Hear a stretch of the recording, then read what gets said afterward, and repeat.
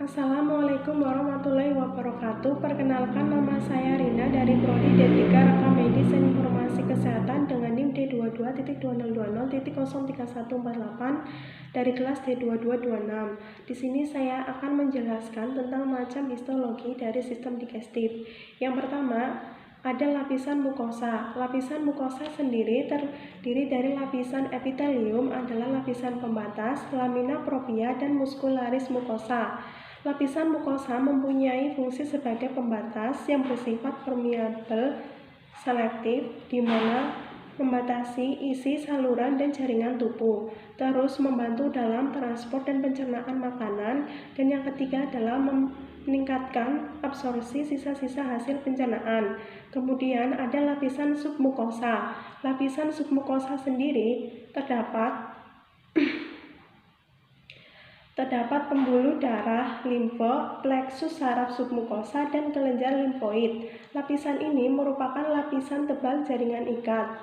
Kemudian yang ketiga adalah lapisan muscularis atau yang sering disebut dengan lapisan otot. Merupakan terdapat lapisan dalam dan lapisan luar.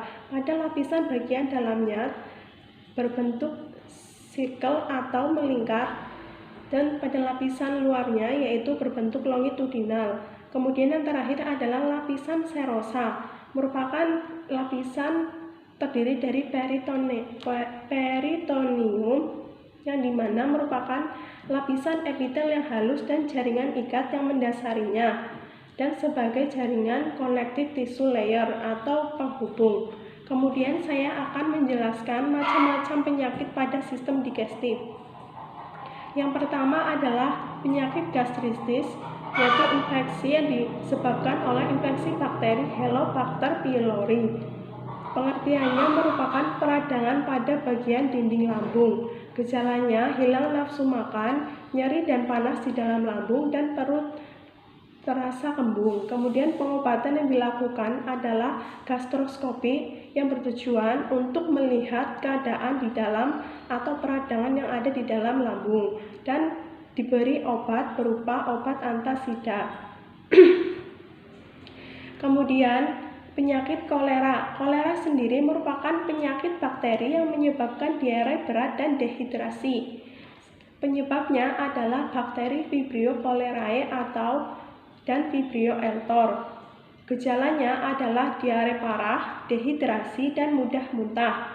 Pengobatan yang sering diberikan adalah diberikan cairan infus untuk menambah cairan di dalam tubuh agar tidak terjadi dehidrasi.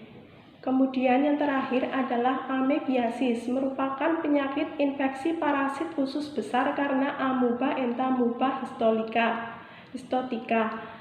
Penyebabnya amebiasis terjadi ketika parasit entamuba histolytica masuk ke dalam tubuh dan menetap di dalam usus.